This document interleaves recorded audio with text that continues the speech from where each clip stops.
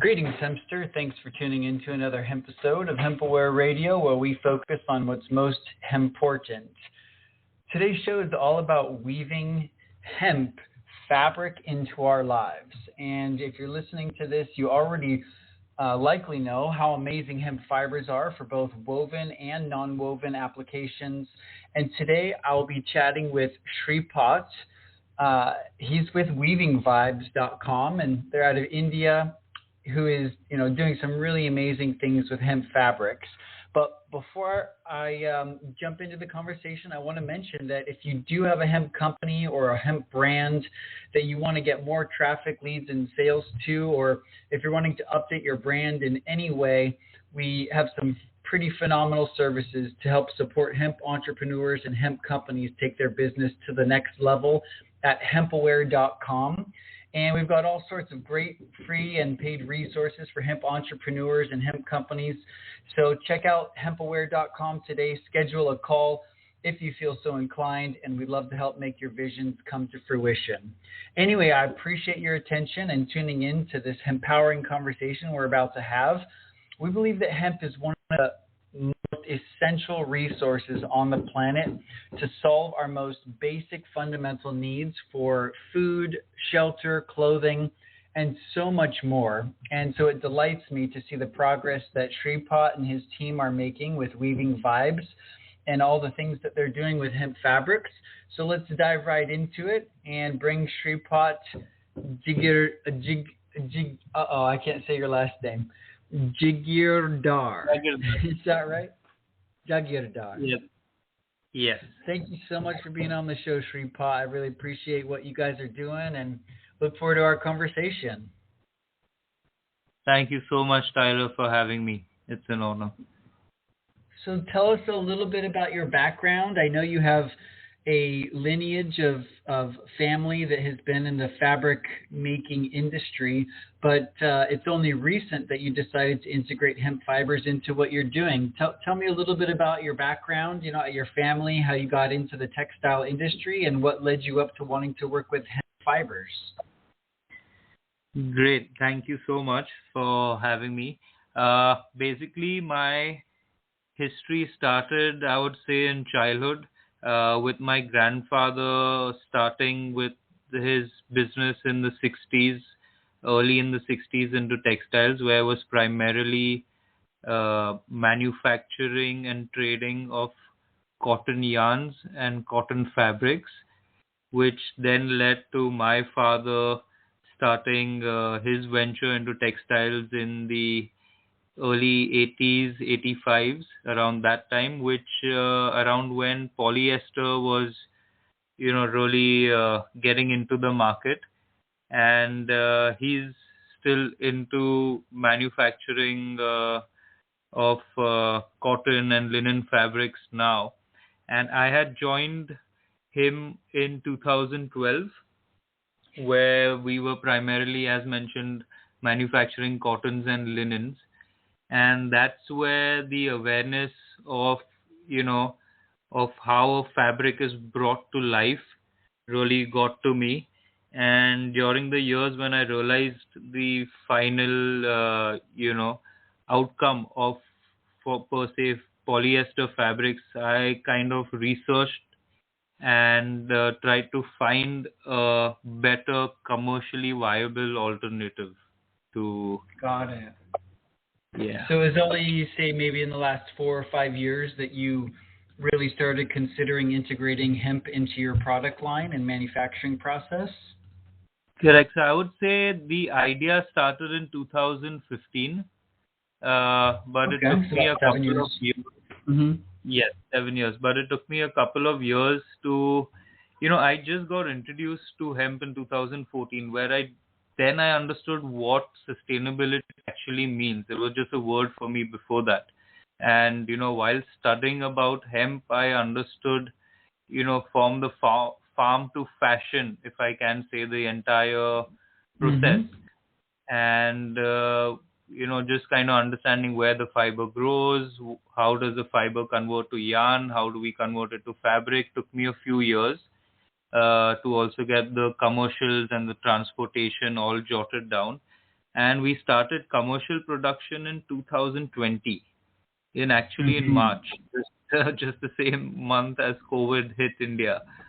Right. Not an easy time to start a new venture, but I think with the progress that you've already made being a textile manufacturing company and having all the right machinery, it was just a matter of putting the hemp yarn into your machines and taking it from there. But that's why I want to have you on the show, because I feel like you're one of the only ones in the world. It's a very nascent industry, and even though hemp fabrics have a tremendous history, it's just, as you very well know, being one of the only leaders in hemp textile manufacturing, it's a very, very small industry so far.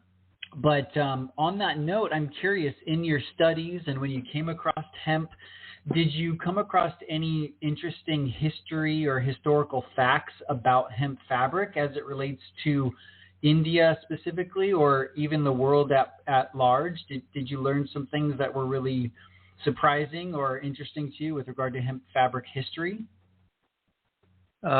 Relating to hemp fabric history specifically, to India, what we realized is that actually hemp fabric has been around for hundreds of years, and the modern hemp industry in India is at a highly nascent stage. Even though paradoxically, the use of hemp fiber, for example, for food or for rope or textiles, has been commonly acknowledged for several centuries in India's rural communities. Currently, also, a growing number of agricultural training programs and practices are spreading across farming communities to spread knowledge of hemp. That's wonderful. So, yeah, so also hemp is considered a gift, referred to, in the Hindu religious documents as a sacred grass, one of 5 sacred plants of India. And this goes Provided by back to, Shiva? correct, provided by Lord Shiva. That is completely right. So as Mm. much as the possibilities are endless, with hemp, the restrictions are completely puzzling. There is, really not much to the story aside from hemp being, incorrectly and unjustly clubbed with marijuana by, means of state regulations and drug paranoias. But, Hmm.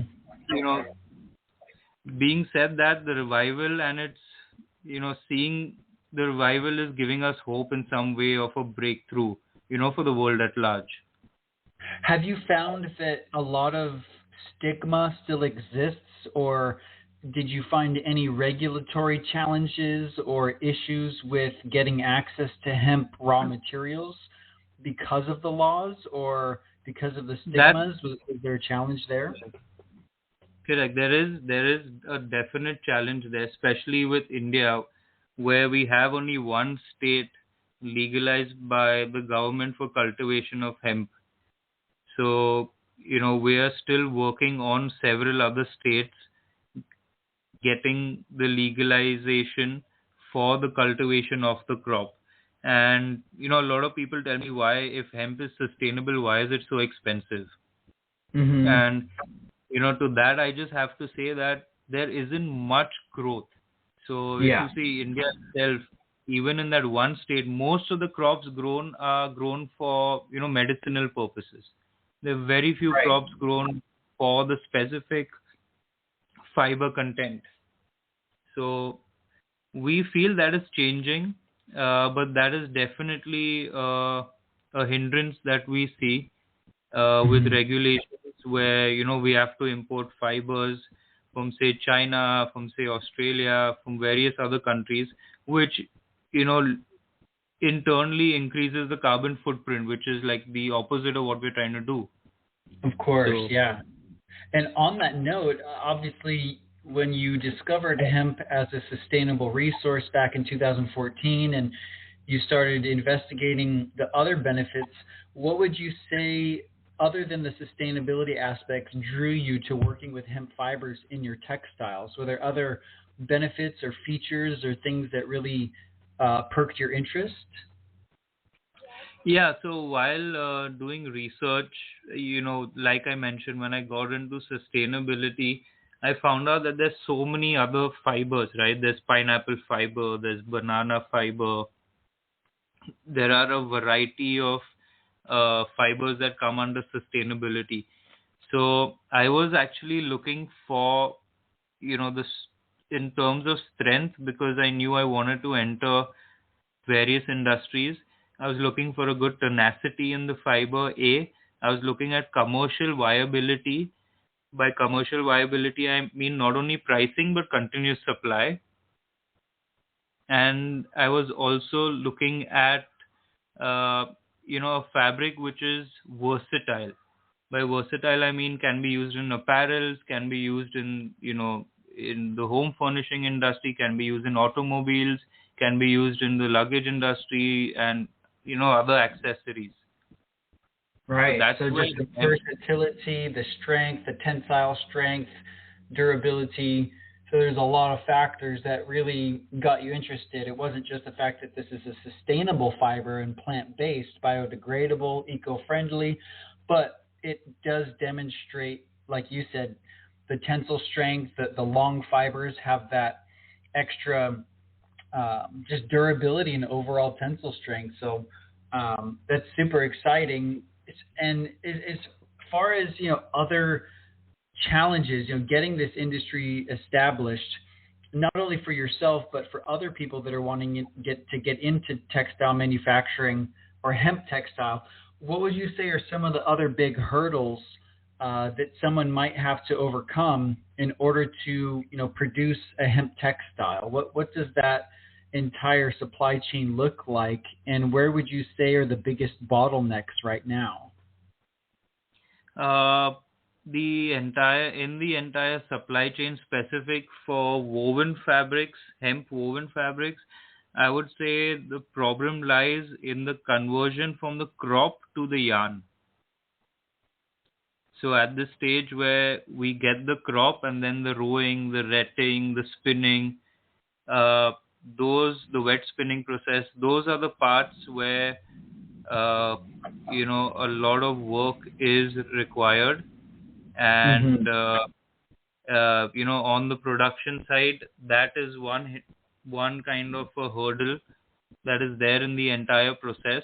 The process after spinning, which is the weaving, the processing, the garmenting, the dyeing, the printing, is kind of, I would say, in line. But the process from the crop to the yarn, which is the spinning process, is where a lot of work is required. That is on the production side. On the other side, the two main challenges that I have seen in the past 2.5, 3 years of being commercially in the market is pricing, A, and B is awareness, knowledge, and education about the fabric. Is because of yeah. Go on. So because of, like I mentioned earlier, less amount of crops, less amount of companies converting the fiber, making the yarn, making the fabric, the pricing and has increased and keeps increasing. Another thing is the awareness. What are the benefits of hemp other than it being strong, soft, and UV resistant, antimicrobial?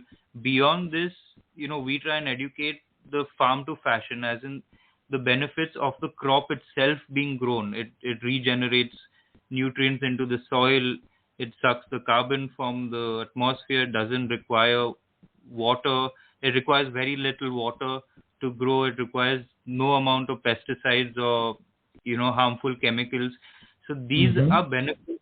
These are so many benefits that work for the farmers as well as then for manufacturers like us. So hemp benefits are not only to the fabric, it goes beyond the fabric.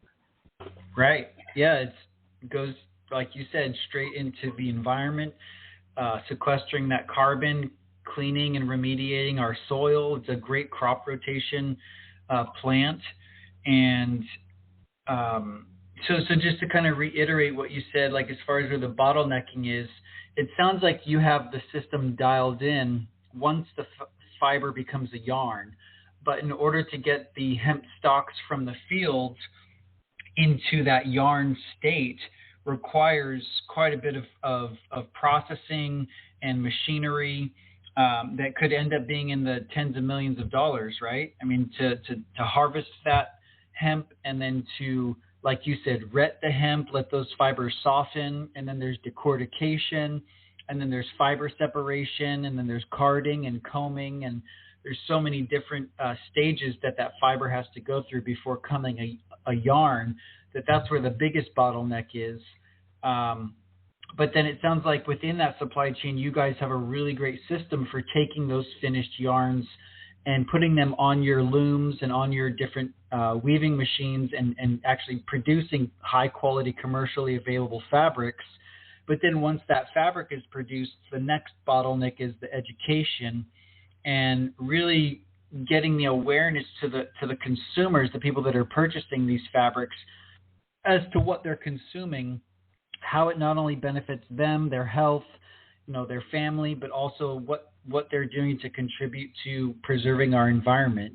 Did I get all that right? You summed it up really well, Tyler.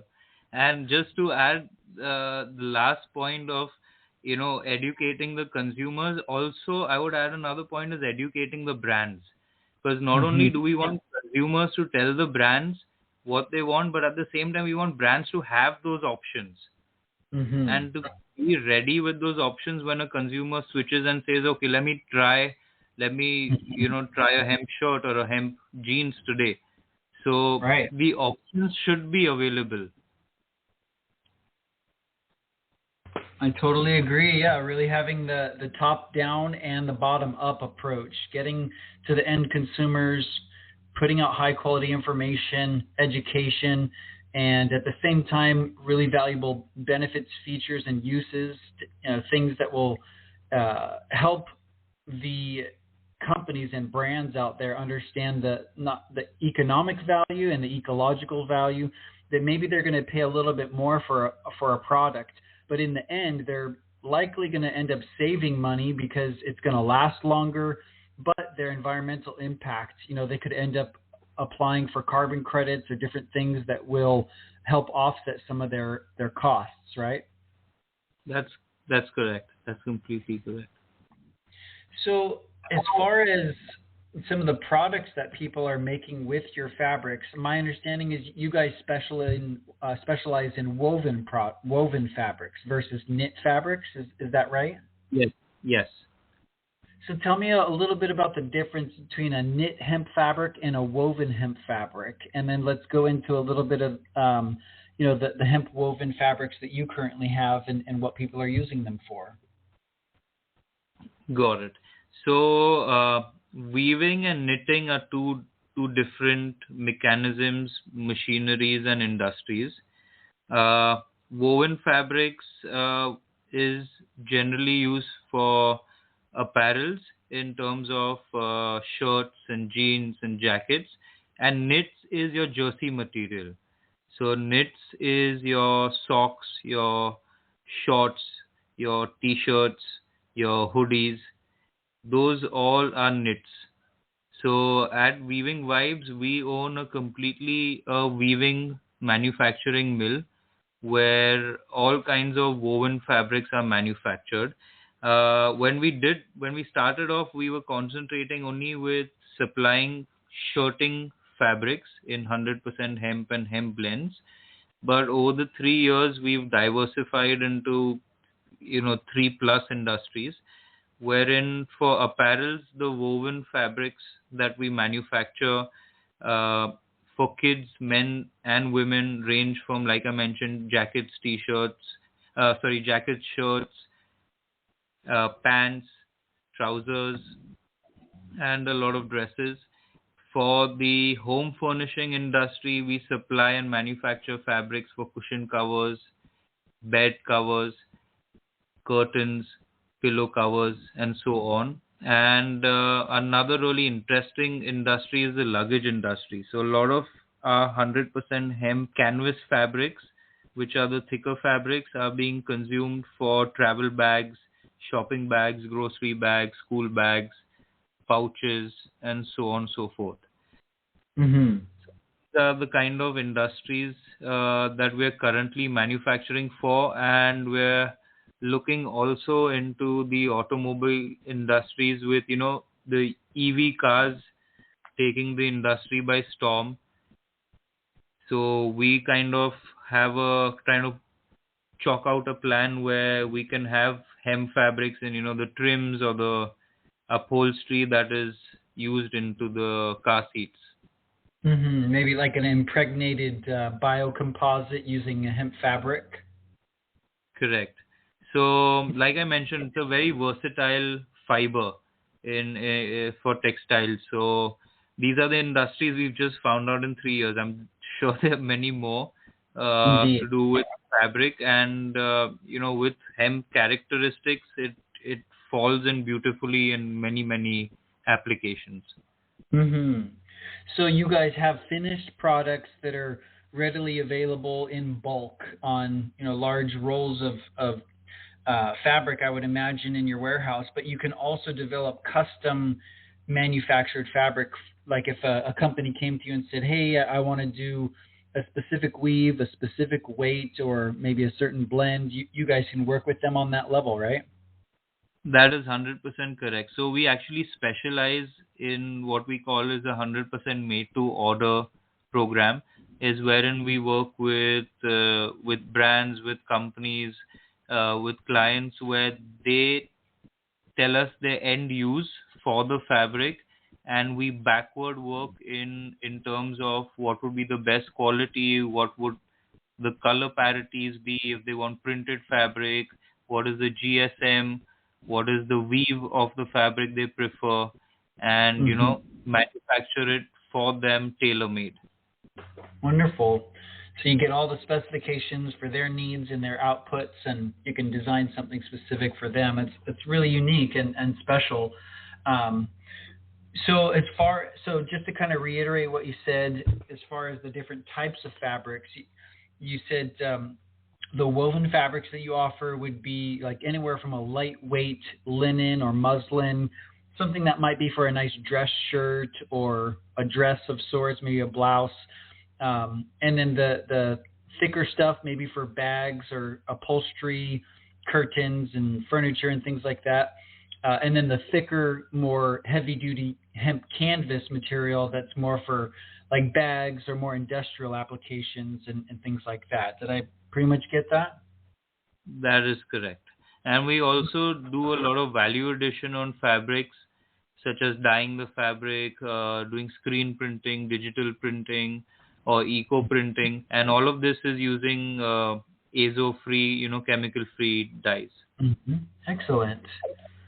Well, that's awesome. I love what you're doing. I've seen your work, and I would love for more people to be utilizing hemp fabric. So it's an honor to have you on the show. But I want to shift gears, being that you're an entrepreneur, you're in a entrepreneurial family. What would you say are some of the keys to your success? Not only having a hemp company, but just being an entrepreneur and offering hemp products. What would you say are some of the principles or keys to your success that you have followed, whether it's marketing or sales or what have you?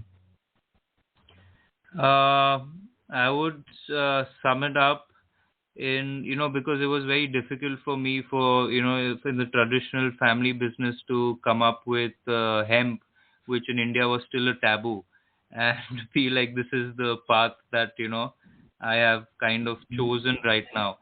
So for my journey, I would, sum it up in 3 points. I would say patience, a lot of patience, passion, and to just be joyful through the entire process. Because as I mentioned, that you need a lot of awareness, education, knowledge still for hemp in the market. So patience is definitely needed. You need passion for, particularly for hemp. Without passion, you won't go on for long. And the main idea for like general life is to be joyful in whatever you do. So as long as you're enjoying it, I think everyone will be great. Yeah. Keeping a smile on your face through the tough times, it can be difficult, but like you said, having that patience, especially working with hemp, knowing there's still stigma and misconceptions about what this is. And I think that's very helpful. So patience, um, joy, Enjoy. and passion. I love it. So in terms of the ways that you guys are currently marketing weavingvibes.com and your brand, what sort of ways are you getting your products out there, or how are you attracting clients and things like that? So we have two business models. One is the bulk and the made to order model. For that, we attend a lot of expos, a lot of hemp-based expos or textile fabric expos happening globally. And we're on a lot of B2B platforms where, there are inquiries that we get and we reply to via email. And for the other model, which is B2C, where we have a bunch of fabrics which are no MOQ. So you can buy as low as 1 yard, 2 yard for your own trials. For that, we work through social media and a lot of, local fairs that we attend. Wonderful. The only reason why I feel that expos and fairs is kind of the way we've chosen is because in hemp fabric, there's a kind of a notion that it's a rough and rigid fabric. So, a lot of people to break that need to touch and feel the fabric. Yeah, so having that physical, tactile Correct. experience is one of the best ways to get someone to really enjoy and understand the benefits. I agree. So that's definitely a great approach. And word of mouth, when someone gets a hold of something and they like it and they have the resources to share it with other people, it can spread fast. But what sort of advice would you have, for other hemp entrepreneurs, maybe a hemp company listening to this that has an apparel brand, or maybe even, a CBD company or any type of hemp business? What sort of advice would you give them to, help differentiate their brand versus other brands? The advice I would give them to differentiate their brands from other brands is like I mentioned what I'm doing with Weaving Vibes. We're doing a lot of R&D, trying to be innovative, and keeping the fire of innovation always alive. With hemp, because the plant has magical. I think more than 20-30 industries that can survive over this one plant. And as we keep innovating, I'm sure this plant can produce and suffice the entire population with a lot of things. So maybe documenting how they process things, or maybe their systems are a little bit different from the next company, what they're doing to do research or development on their products, and maybe just documenting that experience and showing it to their audience. It would be a good way to get that engagement and show how they're different. I totally agree. Yes. So did you have any last thoughts on that, or how can people get a hold of you or start working with you? What does that process look like, and how can they reach you? So at Weaving Vibes, we are always open for collaborations. So we're working with freelance fashion designers and all the way to, big multinational companies, because the main aim is to innovate fabrics and get the word out there in whatever capacity. So you can reach us via the website, weavingvibes.com. You can email us at info@weavingvibes.com. I'm available on LinkedIn as well. You can also personally email me at Shripat, SHRIPAT, @weavingvibes.com. And I would love to help in any capacity possible. That sounds great. Well, I just have a couple last questions for you to try to extract as much wisdom and knowledge, being that your area of expertise is textile manufacturing, and I'm sure you've done the research around the world to see what other countries are leading the way when it comes to hemp textiles. Where have you found other hemp textiles, being developed or manufactured other than India and China? Yeah, other than India and China, there's a lot of so what we manufacture power loom hemp fabrics. Then there are also hand loom hemp fabrics which get manufactured a lot in Nepal. There's also a lot of fabrics being manufactured in Pakistan. There's also, I think, yes, Portugal also manufactures a lot of textile hemp fabrics. These are the countries that I'm aware of that are some level, some capacity are into manufacturing of hemp textile. Right, and also Eastern Europe. I think there's a little bit out of Romania, a little bit out of Hungary, and even Italy, I think, has produced some really fine linens and things like that. But what I have found is most of these other countries are doing a lot more basic, elementary, or fundamental type fabrics, just your typical linen or canvas fabrics, whereas I think what you're able to do is a little more refined and specialized. Would you say that's accurate? Yeah, I would say that's accurate. At the same time, I would say we are placed for mass production as well. Is we are equipped for just to say tomorrow if H&M or Zara wanted to start with hemp, we're sure we could help in some quantity of supplying them or organizing. There are countries like Pakistan also, or China also, that is manufacturing huge quantities of hemp fabric a month and ready. So I just want brands to know that we are ready with the manufacturing capabilities and everything. We just need a support with introducing into the market. Wonderful. Well, to dive a little bit deeper, because we run a company that we get quite a few inquiries, people wanting to do different projects, and some groups are even wanting to rebuild the textile manufacturing in the USA. And we're just finding that it's incredibly expensive to some groups. Of course, $20 million is not a lot, depending on the size of your company and what your goals are and what sort of funding you have access to.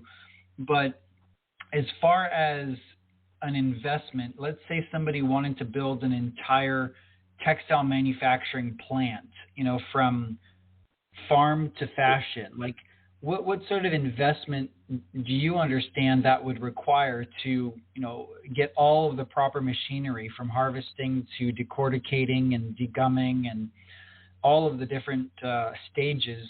What would you estimate that sort of project to be worth? If you're looking at building a project where you essentially get a crop into your plant and you're letting out a shirt or a t-shirt, that kind of rotation, if we're looking at, I would say easily $100 to $150 million. Okay, so definitely higher than I anticipated. I've heard 20 plus million, but obviously, yeah, like how far you want to take it will determine how much machinery is required. But I really appreciate you, Shripad, and what you're doing, and Weaving Vibes is, got such a great mission, and I'm happy to discuss further with you. But did you have any last thoughts on hemp textiles, what you want people to know, or any last insights that you'd like to share? I would just firstly like to thank you for having me, and the work you're doing is great with spreading awareness of hemp in general. I wish you all the best, and I would just like to say that we just need to build this community, need to promote hemp, and we're all in it together. and we should, anyone feels like reaching out, I'm ready to help. That sounds great. Well, it's an honor and a privilege to have you on the show, and my pleasure to share this vital information with our Hemp-trepreneur listeners. Thanks for tuning into another Hemp-isode of Hemp-Aware Radio. This is your Hemp-trepreneurial host, Tyler Hemp, with Shripot of weavingvibes.com. That's WEAVING Vibes, VIBES.com. Thanks again, Shripot, and I hope you all have a wonderful rest of your day. Look forward to having you on the next Hemp-isode of Hemp-Aware Radio. Thank you, Tyler.